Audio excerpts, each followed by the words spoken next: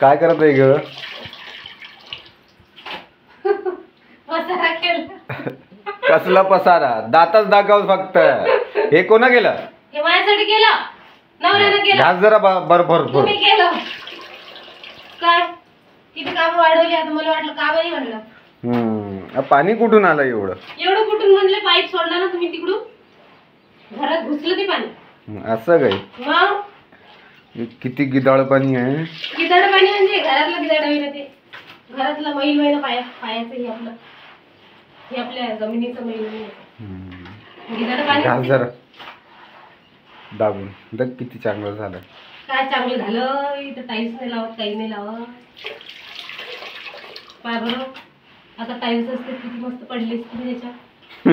मग कमर तुटली असती. हो. चांगलं आहे ना. मग मला सेवा तर केली असती जराशी. कसली सेवा तुही?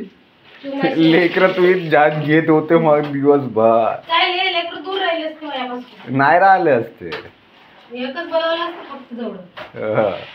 तेच तर बेकार आहे. ते बी 2 मिनिटं 5 मिनिटं भूक लागते तर जास्त काही नाही बनवलं असतं मी. किती मोठं पाणी निघत आहे याच्यातून. मग होते ना ग कवा कवा. कवा कवा माझ्या हाताने झालं असतं का? झालं असतं तर झालं असतं. झालं असतं म्हणजे किती करून ठेवलं असतं माझ्याकडून. मला किती कल्ला केला असता. बरं झालं ना. सफाई तर झाली. काही सफाई झाली. सगळं इथं पडलंच काय का पाणी इथंच काय हे पाणी आहे इथं. तर दाबून काढलं. दाबत असता. अरे कपड्यात असं आता दाब इथं.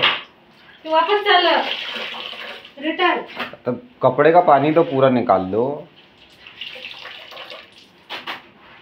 अरे यार हे असे काम नाही करत. मला कायलेच नळ येते काही नाही ती.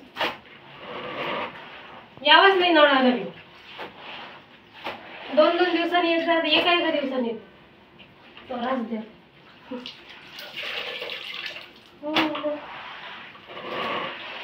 आला तर आला. नळवाल्याची गलती नाही आहे म्हणा. गलती तर आपलीच आहे. आपली कसली गलती? लक्ष नाही दिलं ना पाईपावर. आणि मी म्हटलं नाही तू उंच करायला लागते म्हणून जरा पाणी अंदर येते. अरे थेट पाईप डायरेक्ट आतमध्ये आला ना पलटून.